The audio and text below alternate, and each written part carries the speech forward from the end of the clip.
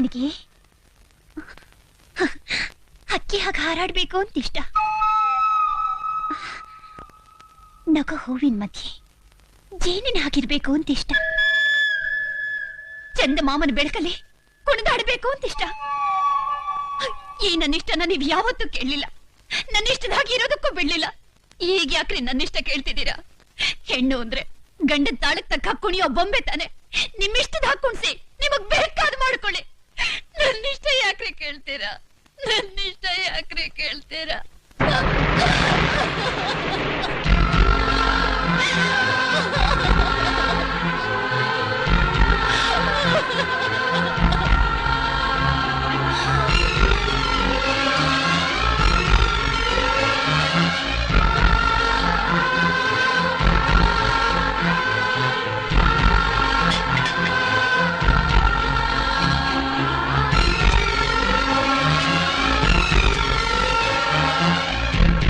Thank you.